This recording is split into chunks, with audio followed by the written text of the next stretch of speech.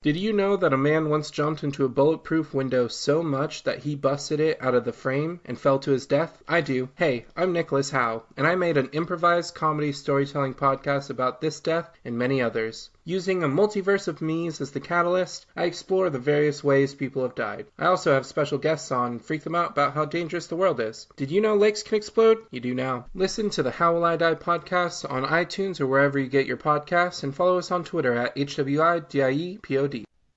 This podcast is part of the Big Heads Media Podcast Network.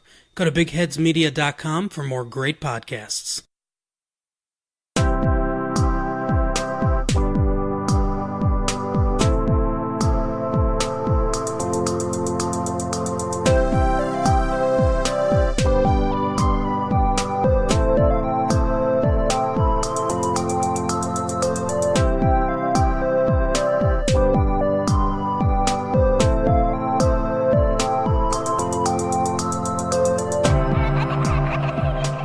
You are listening to In a City Like Yours, a semi-monthly podcast featuring interesting people with interesting life stories.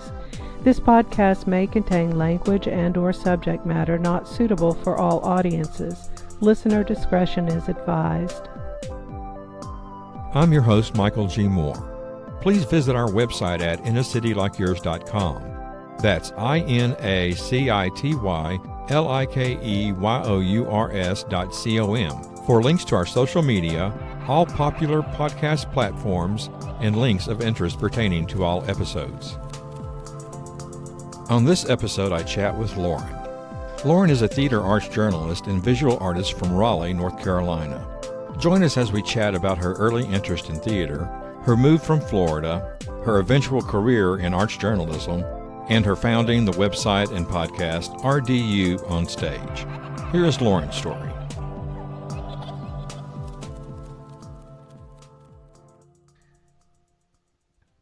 I'm Lauren Van Hamert from Raleigh, North Carolina, and today I'll be talking about one of my favorite things, the theater.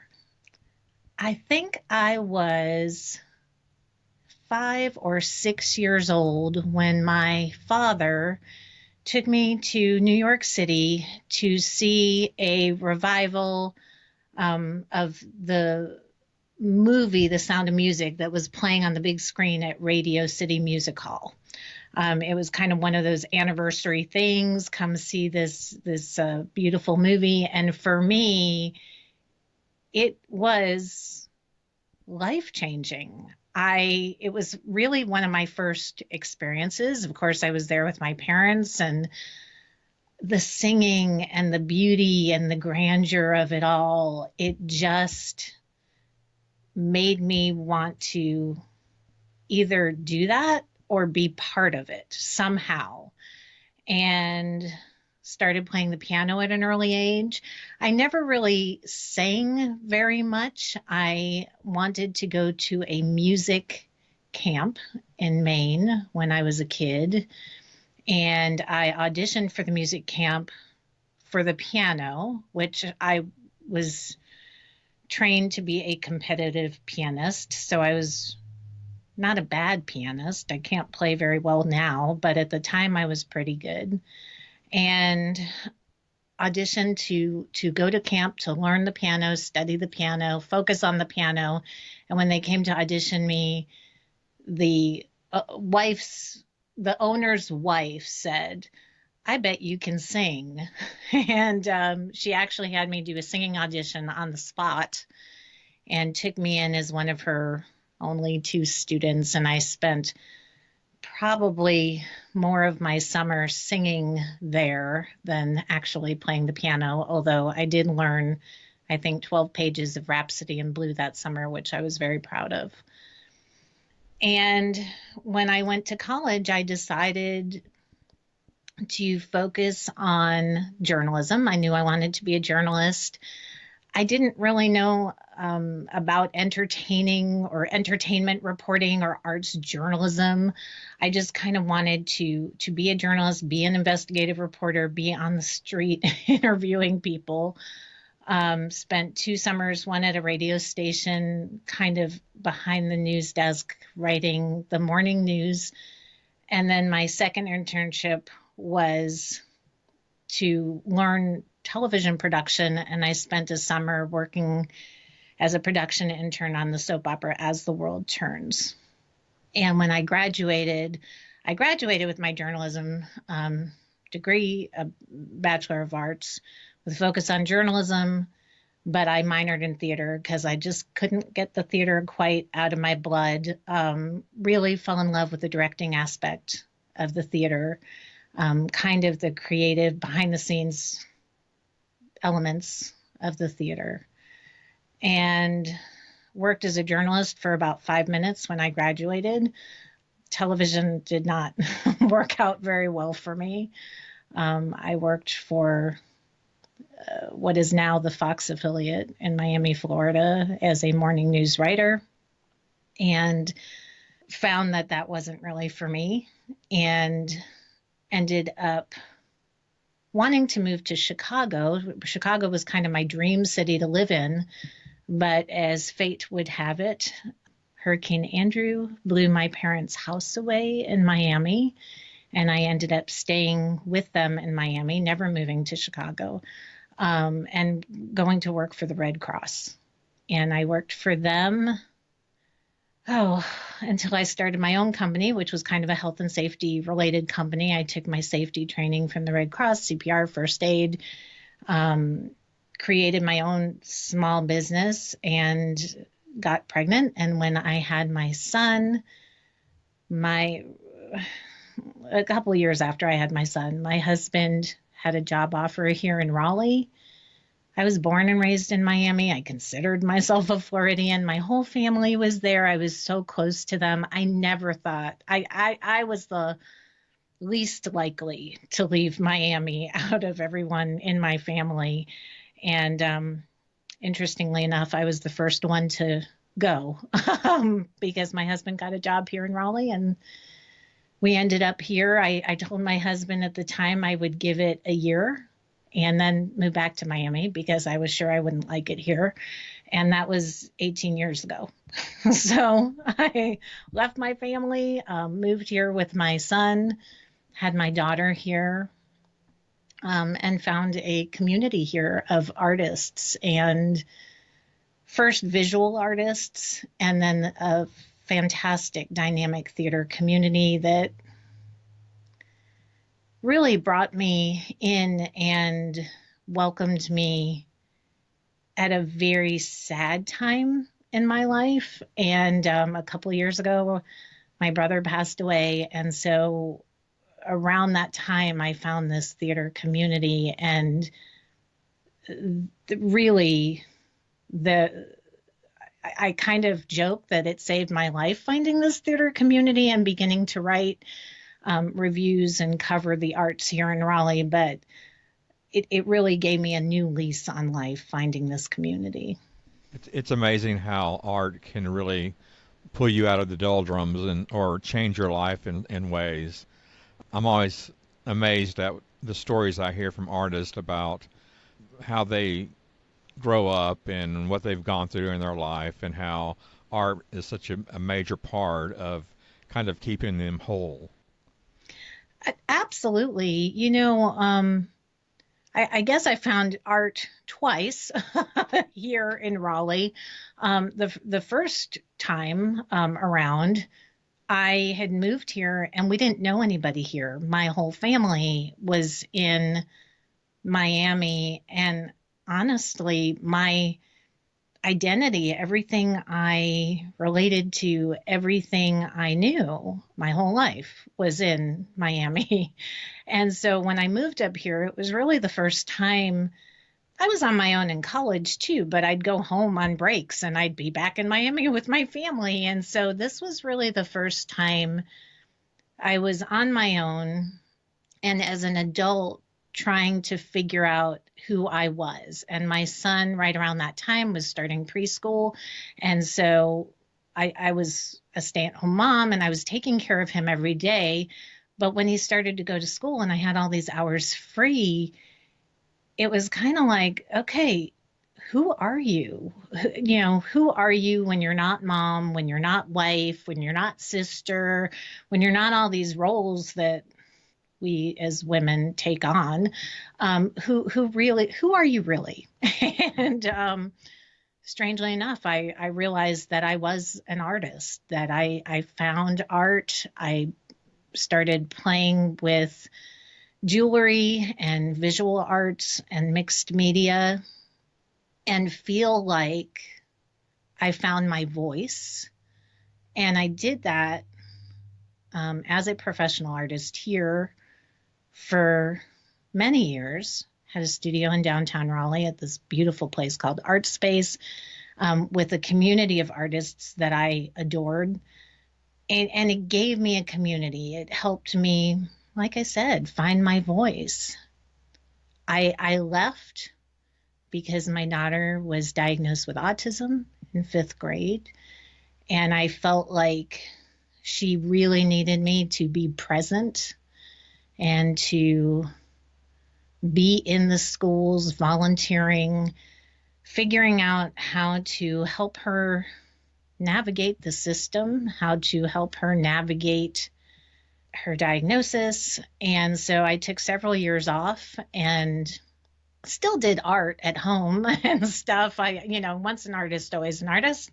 But I really took the time to take care of her and make sure she was okay, help her figure out who she was and help her find her voice a little bit. And I kind of say she went back to middle school, and so did I, because I spent 3 years every day volunteering, which I really enjoyed, surprisingly. When she entered high school, she kind of became Little Miss Independent and didn't need me to be there day to day in the schools with her, helping her navigate, because she could navigate on her own. And so once again, I was kind of searching for something, trying to figure out, okay, who am I now? Who am I, other than an autism mom? Now what? And kind of experimented with other art forms, sewing, fabric, like I said, once an artist, always an artist, but really stumbled upon the theater. And I guess, like I said, a couple of years ago, a year and a half ago, my brother passed away. And for me, it was devastating. We were close growing up. Maybe not as close as adults, but definitely close growing up. Come from a really close family. And it was heartbreaking to watch my parents suffer so and not be able to do anything about it.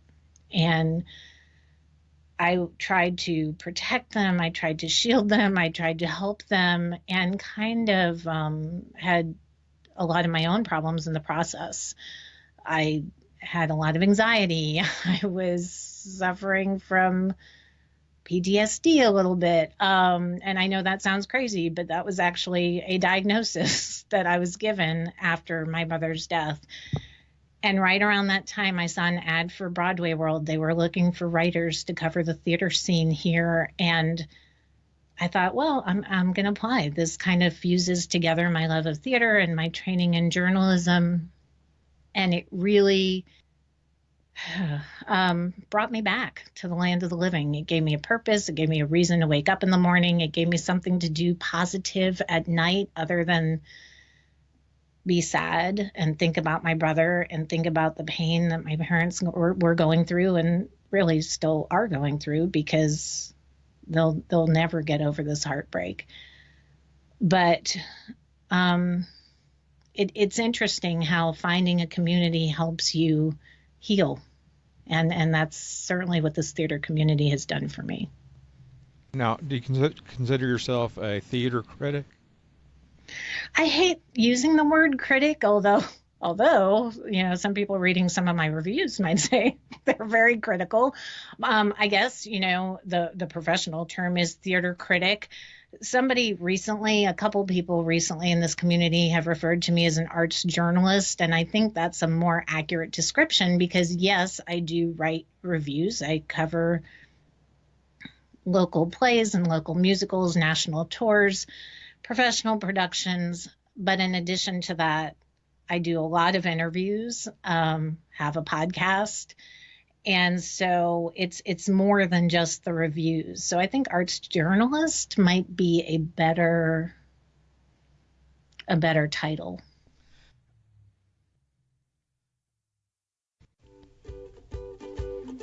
Hey guys, I'm Brittany. And I'm Kelly. And we're the hosts of The Faves of Our Lives, the podcast about everyone's favorite everythings.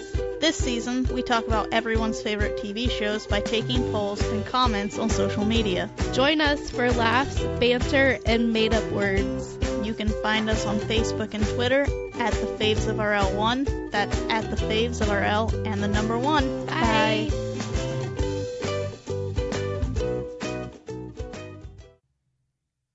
What is your process? What do you do to get, say, to publish a piece? What do you go through? Do you see different plays more than once, or you go in once and you watch it and you write something on that, or, what's your process? Well, the writing process, the reviewing process is really interesting, and I think it would be shocking to people to realize how much time and research goes into it. Typically, I will go see a play or a musical, sometimes 3 to 4 plays a week. And it usually takes me, I used to come home from the theater and begin writing immediately. And I found that not only was I unproductive trying to write a review the same night I saw a show, but I would literally stay up all night, and the end result was not very well written or very well thought out. Now I'm much more thoughtful about my reviews. I usually take a day or two to think about what I've seen. I review my notes. I do a lot of research on the show after the fact because I don't want to be swayed before the fact. It's hard not to, sometimes you see a show and it's a really popular show like Hamilton and you've heard what it's about. But a lot of the shows, the smaller shows that I see, I don't really know what they're about. So I want to be surprised. I want to have that initial experience, same as everybody else in the audience. So I take, 24 hours and research the show after I see it, find out what the production history was. Was it on Broadway? Was it off Broadway? Who wrote it? Who wrote the music for it, if it's a musical? And then I dive into writing. And through the writing process and reviewing my notes, hopefully I come up with a fair review, a fair assessment of what I've seen. I never want to be mean. I respect the fact that people are on stage performing and they're very vulnerable up there.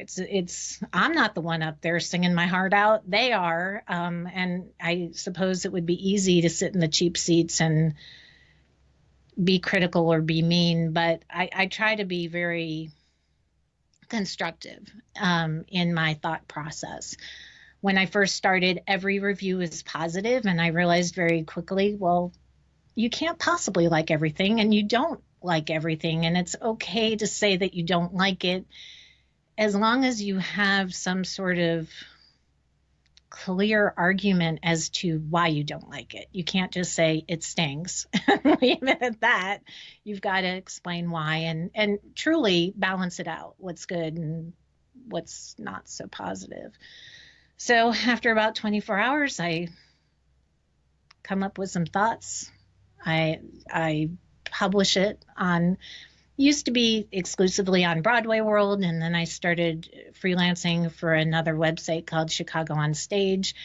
And then in January of this year, I started my own website, RDU on Stage, and that's where most of the reviews, that and Broadway World, are where the reviews live for the most part. And and then I go to the next show.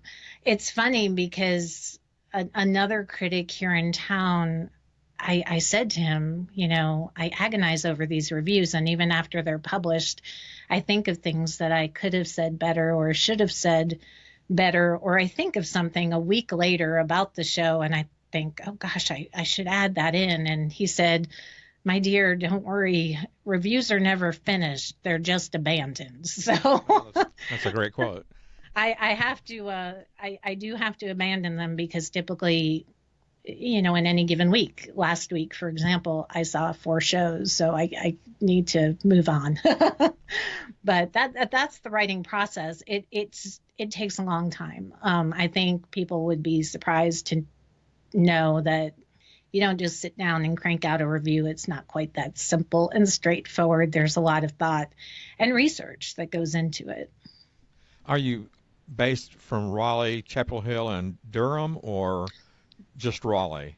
No, Raleigh, Durham, Chapel Hill, this is the triangle. So I cover theater in all 3 cities. I have gone for Broadway World as far as Southern Pines, Pinehurst, which is about an hour away. And there has been some discussion about RDU on stage going out even further to Fayetteville and Wilmington. But for right now, my hands are full just covering what's happening here in the Triangle. We have almost 60 theater companies in this Triangle area of Raleigh, Durham, Chapel Hill. I think that would surprise people. We have a lot of professional Broadway performers who now live here and have started some really interesting companies, and they're doing interesting work. And the theater community here, the arts community here, is really dynamic for the size area that we are in. I was surprised when I started covering the theater scene here in Raleigh, Durham, Chapel Hill. I got a list of theater companies, and I was shocked that between we have several colleges here, most notably NC State, Duke, UNC Chapel Hill. They're all right here in this kind of triangle area, which doesn't even span 50 miles, I think. It's just a little microcosm. So we have these 3 big universities plus a lot of smaller universities that all have college companies. Then you've got your community theaters, and we have some really fabulous community theaters with rich histories. And then you have your regional theaters, professional theaters.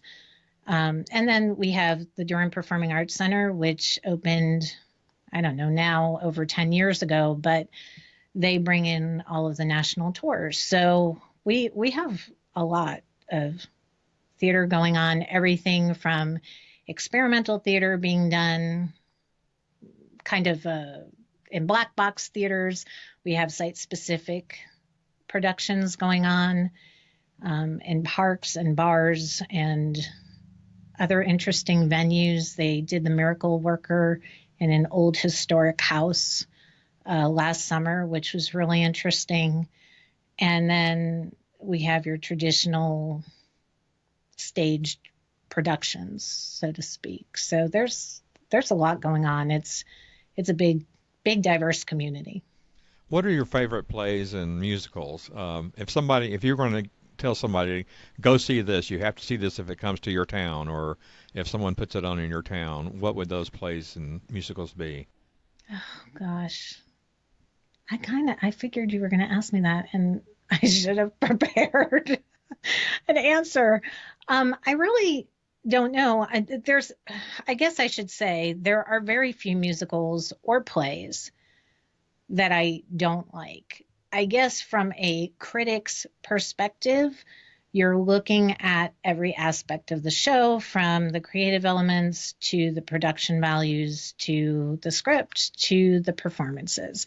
So from a critic's standpoint, there are certainly things that I like and don't like about lots of productions, but I can't really think of too many shows that I haven't enjoyed. I think the shows that I enjoy the most are shows that surprise me in some way. There was a production of a play, a Lauren Gunderson play called The Revolutionists last year that I really knew nothing about, and I went into it really not knowing what to expect, and I loved this show. I loved everything about it. It was a feminist play set against the backdrop of the French Revolution, talking about these historic characters, some of whom I had never heard of, and yet it had a really contemporary edge to it, which was really interesting. I love new plays. We just had a Rolling World premiere of a play called Jump here by Charlie Simpson, which was really rich and interesting and in-depth. We have a local playwright here, an actor named Mike Wiley, who is just such an interesting person to speak to. And he does a lot of work bringing theater into the schools, but a play he did last year, a play he had written called Blood Done Sign My Name, which was about this racial killing. It was about these race riots that had happened in Oxford after a young Black man had been killed. I didn't grow up in North Carolina, so I didn't know North Carolina history, but this historical play based on a novel of the same name was so interesting to me and thought-provoking and sparked conversation. I love plays that make you think, that you're thinking about a week after you leave them, and certainly plays that you can talk about. So those are just a few that come to mind that just surprised me over the last year or so. Last November, I went to New York as part of the American Theater Critics Association. I'm a member of that organization, and went to their convention in New York last November and had the opportunity to see many plays while I was there. It was kind of ridiculous how many plays I saw. But I saw King Kong, The Prom, Head Over Heels, all of which, well, two of which I really enjoyed. And then I had the opportunity to see the My Fair Lady revival at Lincoln Center, which is so gorgeous, so beautiful, so joyful, and The Man's Visit. So I definitely got my Broadway fix in during that trip, for sure.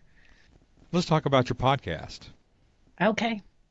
It's a lot of work. Don't you think it's a lot of work, Michael? Well, I enjoy it so much. It's not really work. And plus, the way my show is, it's interview based, so I don't have to do a lot of research or anything to prepare for an interview. I just kind of let my guest give their story, and then I go from there. But what is your process? It's interesting. When it started, I was just so grateful to have people come on the show because I really did not have a clear vision of what it was going to be. So when it started, it almost felt like just a promotional vehicle for some of the theaters to come on and just promote their shows. And very quickly, I realized that I enjoy doing that. I enjoy speaking to the theater people in this community, but more than just talking about their shows, I love to talk about the creative process, and I love to have kind of more meaningful, rich conversations about the theater. So typically I will look at the shows that are coming up and see what kind of interesting themes I'm seeing or interesting questions I have about that show. So, for example, one of our theaters here is doing a concert version. It's a small theater. They're doing a concert version of West Side Story next month. And that sparked in my own mind some questions about, I wonder where Latino, Latina, Latinx theater, I wonder how that's evolved in this country since West Side Story, because there's a lot of conversations and dialogue about the whitewashing of West Side Story and how that's kind of a disservice to the Latin community. And so, so I'm having a podcast episode where, yes, we do talk about West Side Story, and we're going to talk about that concert production coming up. But in addition, we had this really interesting conversation about the history of Latinx theater in the United States and where it was before West Side Story, what West Side Story did for the community, and how Latinx theater is evolving even as we speak. So those kinds of conversations I find really interesting. And so that's, I just kind of try to think of what kind of conversations, what questions do I have about the theater? Is there anything about the theater that confuses me? Is there anything about the theater that I love, that I really hope other people will love, that I want to talk about? And I think one thing that's happened with the podcast is the content and the conversation is pretty rich, because people in this community have a lot to say about theater history. One of our, William Ivy Long, is from Raleigh. He grew up in this area, and actually grew up, and he spent the first 3 years of his life in one of the growing up in a dressing room at one of our community theaters. And so I reached out to him to talk to him about history of theater in this area and how that informed who he is as a Tony Award winning costume designer. So I try to speak to people who know much more than I do about the theater, and then get my questions answered. Hopefully have some good conversations. What's the name of your podcast? It's called RDU on Stage, RDU being Raleigh-Durham. If you fly into Raleigh-Durham, you're flying into the RDU airport, or you're flying into RDU. So, RDU on Stage. And right now we cover, as you pointed out, Raleigh-Durham, Chapel Hill area.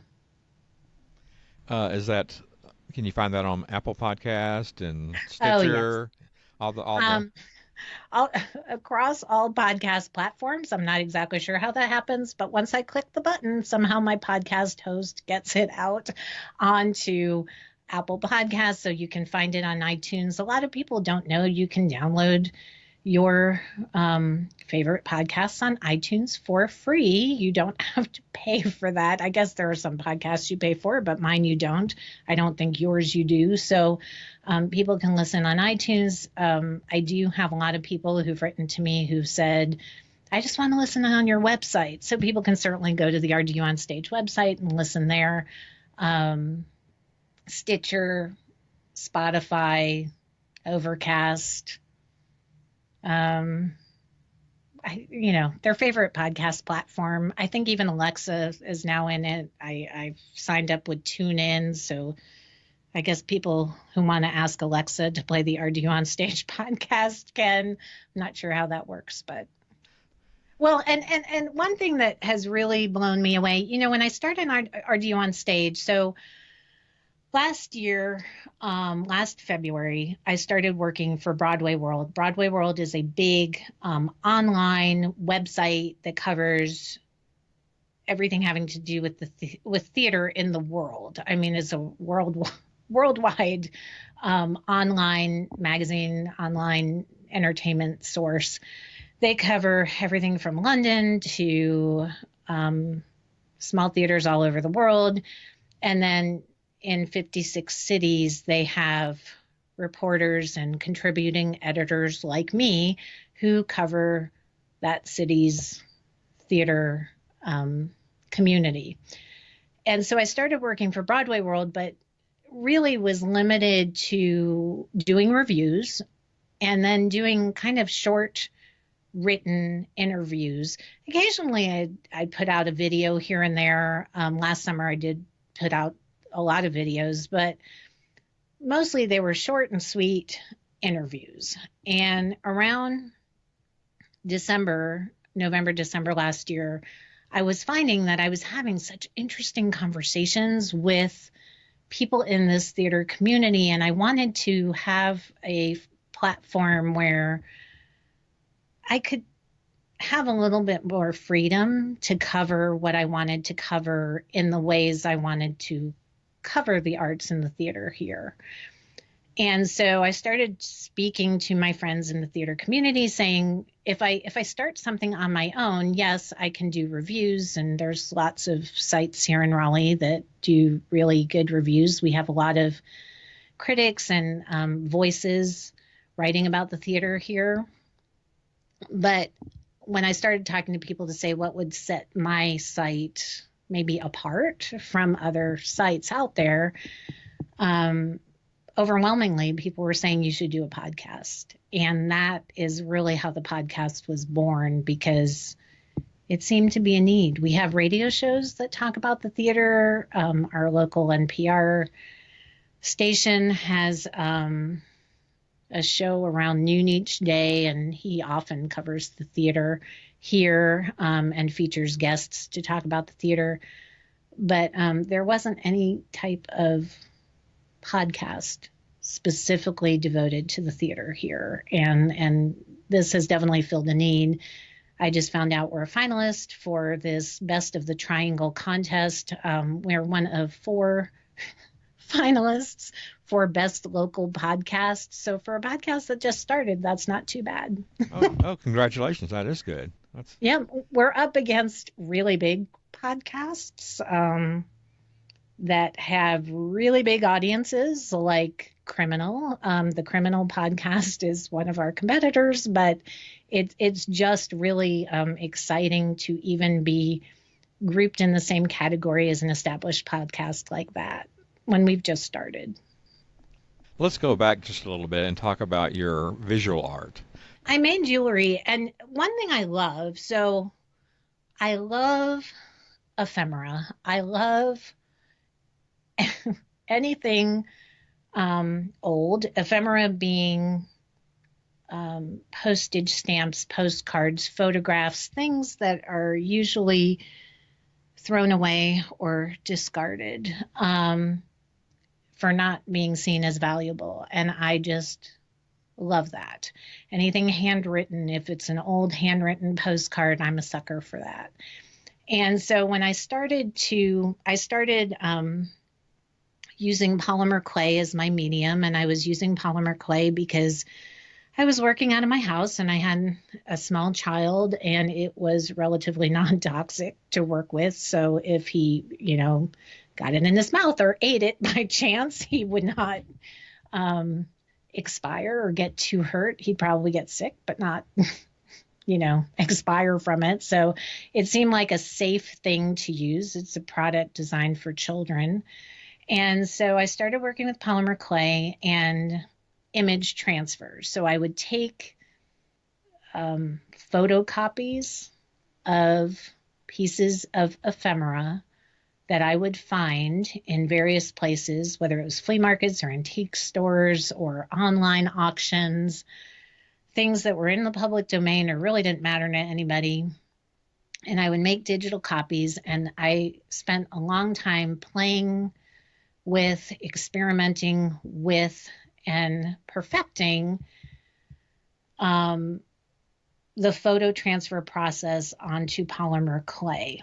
And it's an art unto itself. There's a lot of people who do photo transfers onto polymer clay, but there's very few people who do a photo transfer onto polymer clay and then roll it into a dimensional object. And my idea was to take these pieces of ephemera, put them onto polymer clay, and then make a polymer clay bead out of them to make these art-to-wear necklaces and bracelets.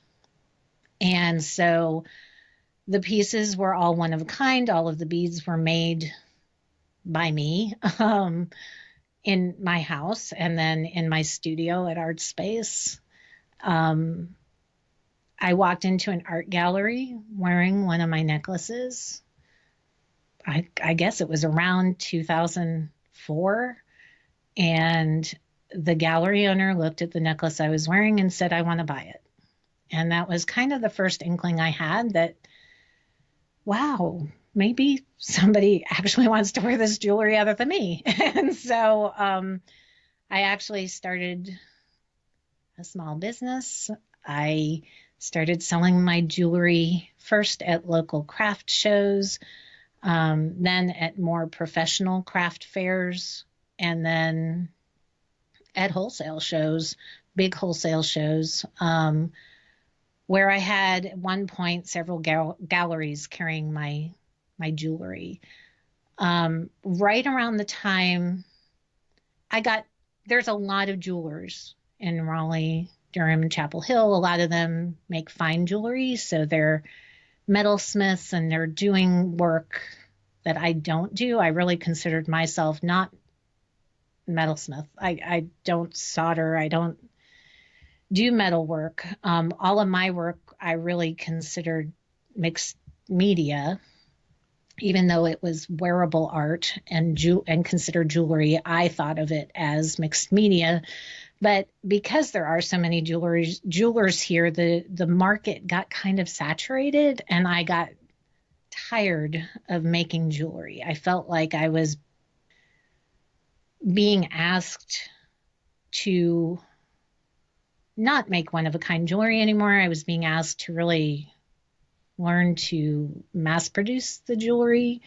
A few retailers were coming to me and wanting me to sell jewelry in their catalogs, which was wonderful and interesting. I'm glad people liked the jewelry and spoke to them in that way, but that I wasn't interested in mass producing my jewelry. I enjoyed being an artist and making it by hand and crafting it for an individual, and that would be their piece. That would be their necklace, and there wouldn't be 150 of them wandering around. That would just be theirs, and no one else's would look like their necklace or their bracelet. And so right around the time that I was kind of getting burnt out in jewelry and discovering fiber and doing a lot of the same kind of work, taking images that I just loved and ephemeral images and figuring out how to get these images onto fabric to make either wearable art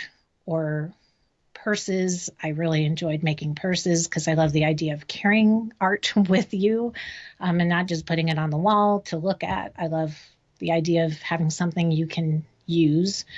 Right around that time, my daughter was diagnosed with autism, and I just kind of had to stop. I really just needed to be a mom and be present with her. And so that kind of disrupted the whole art process for me, but that's kind of where I was with it when I stopped making jewelry and eventually some purses.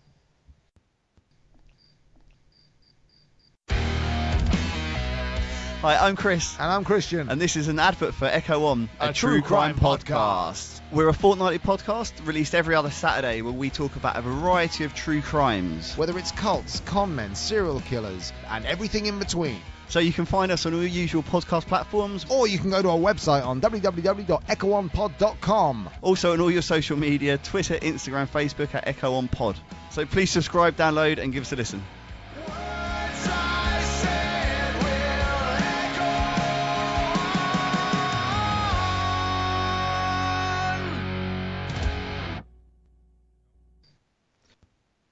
Why don't we just go ahead and start? So go ahead and it's been since April 17th since we last spoke, so it's been over a month. And a little bit has changed since then, so I want to make sure that I got back in touch with you so that you could add and let everybody know what has transpired. So why don't you go ahead and let everybody know what you're up to now? Well, this week I actually announced 2 weeks ago that I had resigned my position at Broadway World Raleigh as the contributing editor of Broadway World Raleigh. In fact, this week I covered my last show for them, which was the touring production of Cats. And honestly, I just kind of felt it was time because I've been pursuing my freelance career kind of on the side, but that's kind of picked up and really has not left me a whole lot of time to cover shows for Broadway World. And I developed RDU on Stage, and RDU on Stage consists of, as we talked about, the reviews, the interviews, and this weekly podcast. And as you know from putting together a weekly podcast, it is just a very time-consuming venture. So it really wasn't fair to Broadway World because I didn't feel like I was committing the time that I needed to cover the theater for them as it really should be covered here. And I was, also launching my own thing, which kind of started to not make sense anymore. So that's why I left. But honestly, Broadway World opened so many doors for me, and I'll always have a little soft spot, I think, in my heart for Broadway World. So your main focus now will be your podcast? The podcast and the website. So RDU on Stage kind of, I have the RDU on Stage podcast, as you know, and we talked a lot about that. But in addition to the podcast, there's a website component of it.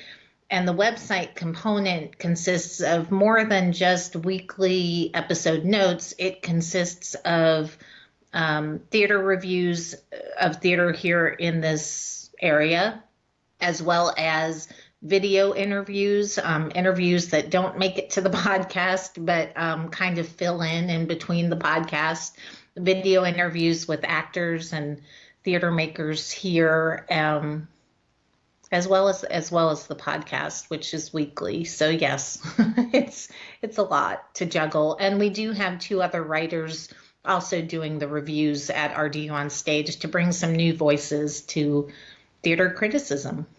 Oh, that's excellent. So you got a team now.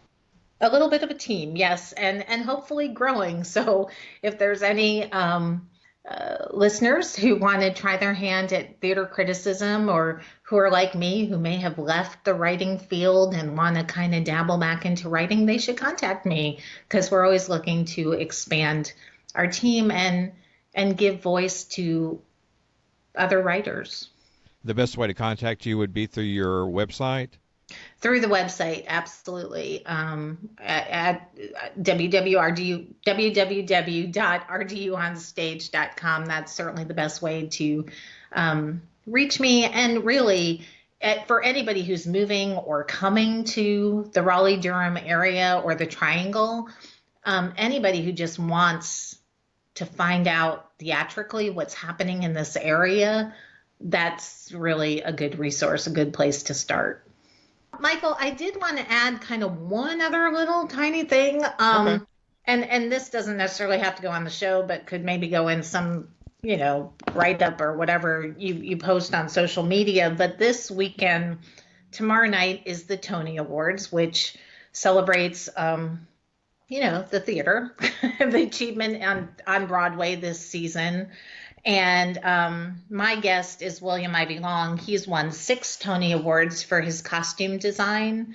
He's from North Carolina, and he's nominated for 2 awards tomorrow night for Beetlejuice and for Tootsie. So he's my guest on this week's podcast. So if you could put a little plug, it's always exciting to talk to William. He's such a character.